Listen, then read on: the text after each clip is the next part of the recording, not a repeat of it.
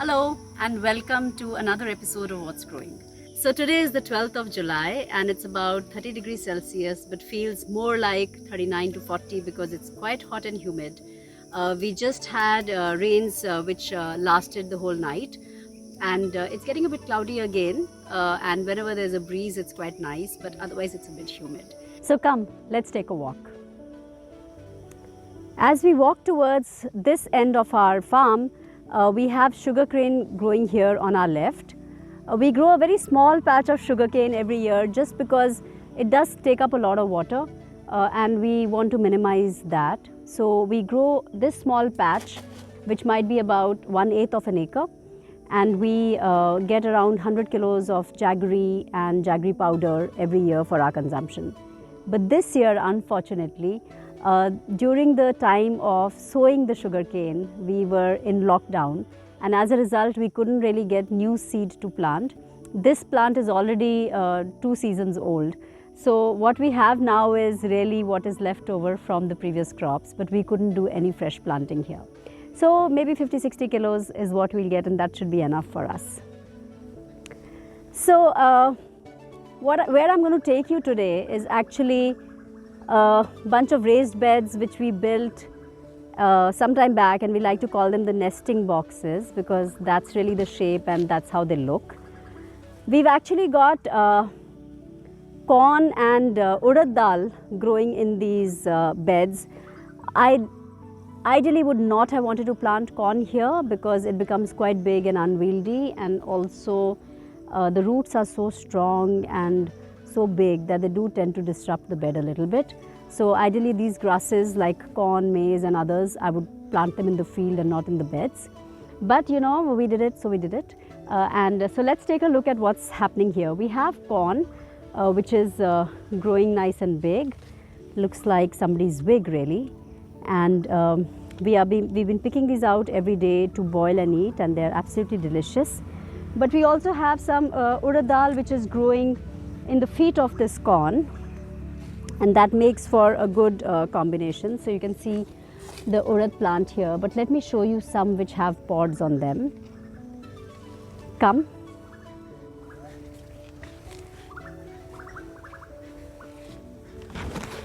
Well, this place has become quite filled with weeds over the last couple of days of rain, so definitely needs to have one round of de-weeding. But yeah, the corn is doing pretty well, as you can see. Another month or so for the corn to be here, and then it's going to get chopped off. There's some intercropping of chilies, which you can see here. There's a little bit of chili here. We've stopped picking chili these days because it's the time that a lot of flowers are blooming in the chili plants, and we don't want to really disturb them by pulling out full chilies at the moment. So we are going to give it a little bit of a break from harvesting till the flowers all germinate and till the flowers all pollinate.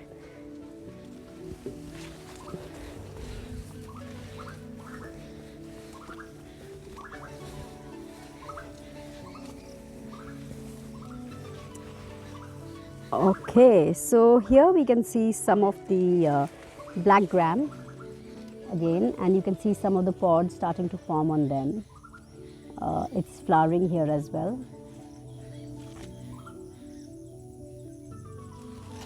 Very scanty kind of a crop, but it's a good nitrogen fixer. It's something that the corn benefits from, and many times the black gram is a creeper and ends up creeping over the sunflower as well. So we've already seen 3 things growing here, which is sugarcane, maize, black gram, some chilies, and what we've done more recently is we have planted our vines right here at the edge. Right, you can see the vines of pumpkin and some watermelon, and we're going to just let them loose, and they will actually go over this little berm into the sugarcane field. So we'll be able to occupy that empty space and make it a little bit productive by having the vines creep over there. So let me take you to the area beyond the nesting boxes. And one of the reasons that we didn't extend the raised beds in that area is because that area falls within the shade of our windbreak trees. And so there's a huge sort of a patch which has quite a lot of shade.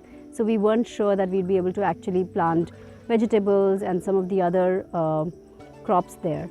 But what we've done is we've planted some shade-loving plants in the shady areas. And as a result, we get a few more things growing at Aanandaa. So come, let me show you that. Well, this patch is a place where we still get some dappled sunlight. So we've planted cowpea or lobia here. You can see the cowpea growing pretty well. This was actually the piece of land where we had the nursery for our rice seedlings.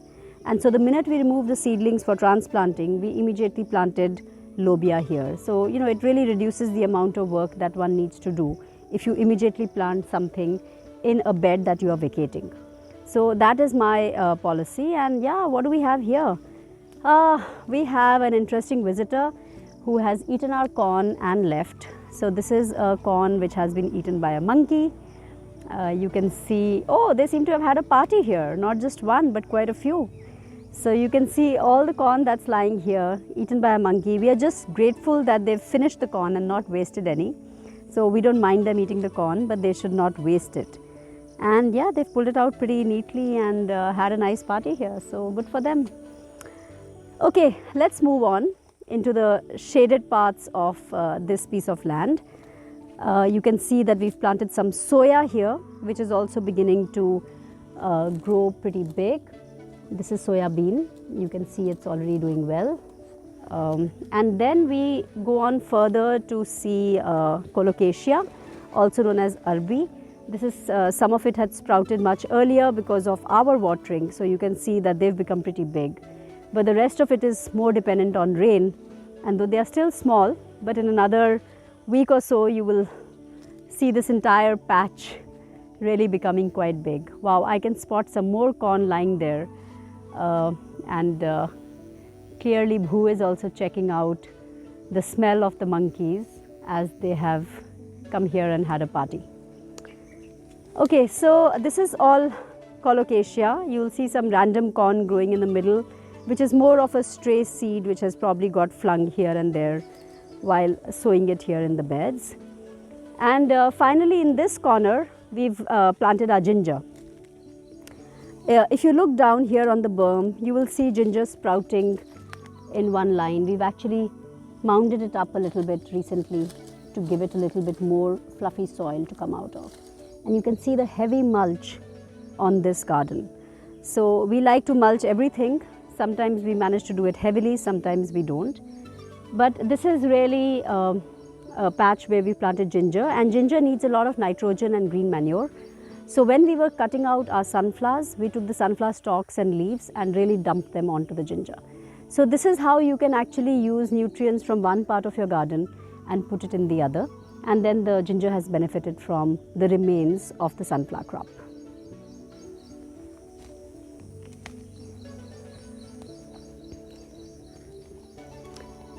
Okay, so this was a patch of land which actually was always ignored. This is now the boundary of our land towards the west. So you can see this whole bougainvillea as well as the windbreak is the boundary. And you know, nobody ever comes till the boundaries, right? So they are the most ignored places. And that's why it's important to plant something which doesn't need daily maintenance and daily upkeep in this area. Ginger is one such crop. Then we decided to take some of our cotton seeds and plant a small patch of cotton here. So all these plants here, these beautiful looking plants, are cotton which we planted a couple of weeks ago maybe, and not couple, maybe let's say 6 weeks ago. And it's done really well, grown up very fast, and also needs no maintenance.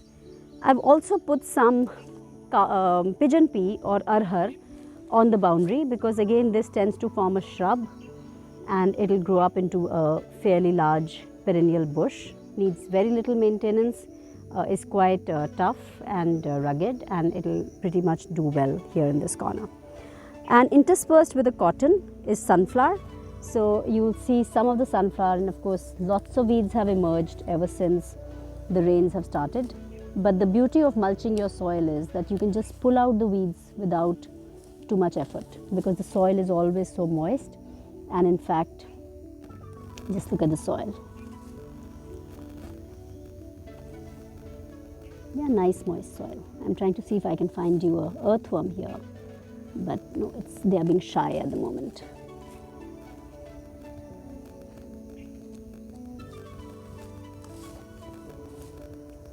Yeah, so sunflower and cotton here, pigeon pea on the boundary, right? And cotton is doing pretty well. Let me just show you a little cotton flower which is here.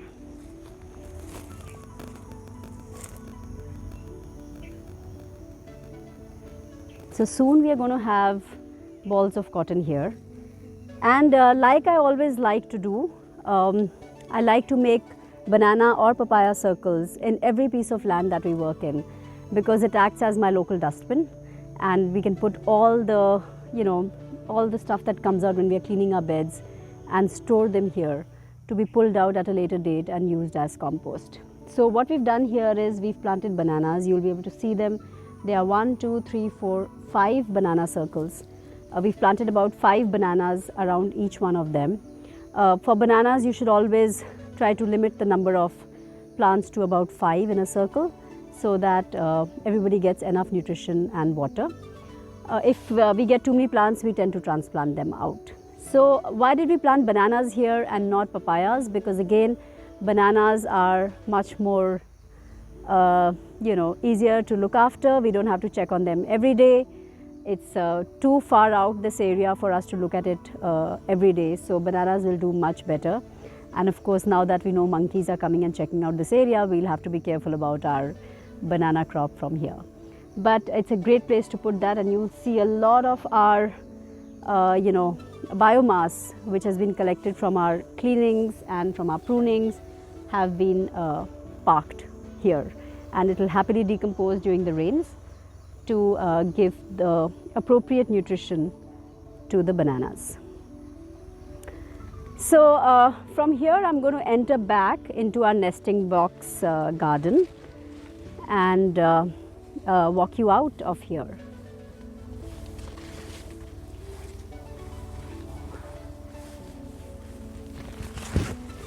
Yeah, a lot of corn here. We'd better eat them before the monkeys get to them. I can see some of the damage that the monkeys have caused as they've pulled out the cob from the plant.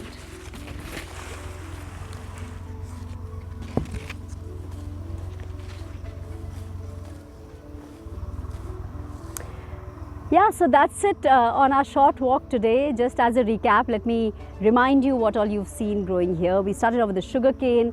There is the maize growing here, black gram, chilies, pumpkin and watermelon just planted, then cowpea, which is lobia, soya bean, colocasia, ginger, cotton, sunflower, bananas, all of them growing in a 1/8 of an acre patch. So that's how you get so much diversity and productivity out of your land. Try to grow as many things as you can together and understand the benefits of intercropping and multicropping, because there's a lot of symbiotic relationship which kicks in between plants when you do that.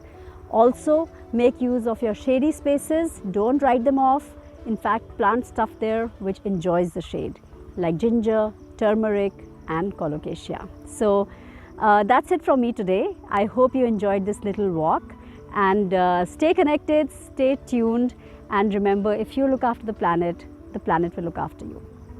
Bye-bye.